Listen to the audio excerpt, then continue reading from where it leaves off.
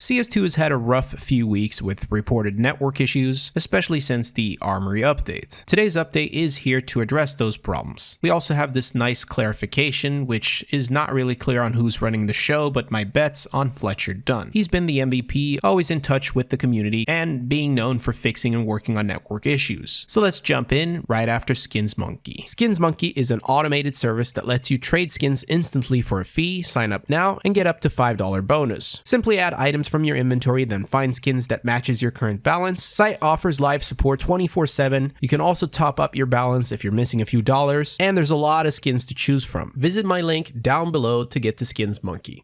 Just to be clear, this update did focus on 2 patch notes, but the bigger piece of the cake for this update is making sure the warning system for the network display is better at telling you when those issues are actually happening. But if we start with the actual network improvements, this first patch note fixed the problem that happens when you're shooting your gun a lot. Basically, the game wasn't matching your buffer settings. The buffer really helps make your game smoother when your internet is acting up. So, to clarify, if you have network problems like jitters, even now after this update, change this option to see if it's any better. If that doesn't help, change it to 2. And if that doesn't help, pray to Gaben. Of course, if you can play the game without relying on additional tick buffer, do that to get less network delay. The second patch note made the game better at keeping track of time when your internet suddenly gets jumpy. My guess is that these 2 alone should help with a lot of network issues that people have had recently. Then there's the second part of the update, which has to do with the telemetry and a nice big clarification related to the network readouts.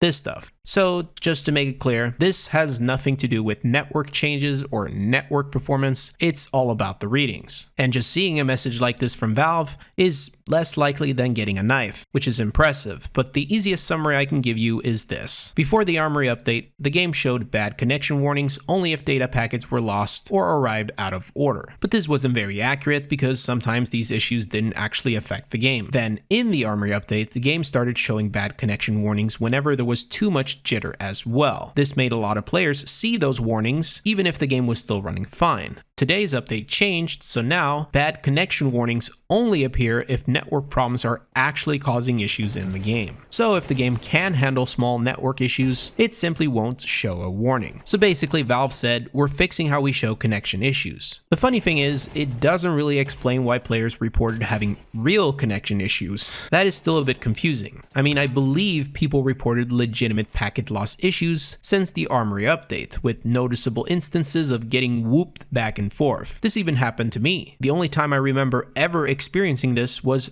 after the Armory update. By the way, this is no longer an issue for me, which is important to clarify, and with this update, things could be better for you. Again, remember to change the buffer setting if you have any network issues. But it's still very interesting since this explanation suggests that Valve ended up getting a lot of data on players with network issues, even though Valve might have seen them as false alarms. I find that a bit funny because, again, you feel the problem when it happens. Why would anyone report issues if they aren't actually getting affected by them? I mean, unless there were players who actually couldn't stop seeing warnings, even if they didn't experience any of this. I mean, that makes a little bit more sense. It's also possible that players blame network issues for things that aren't even network related, and the warnings could have made that part even worse before this update. Either way, cutting down on those extra warnings and improving the readings overall is definitely good for all of us. Bottom line, Valve should be able to spot actual network issues with these adjustments in place. To all of this, they also added more values to give you more exact numbers on the connection you have, but there you have it. Let me know your thoughts down below. Let's see when the train arrives, and thank you, Fletcher Dunn,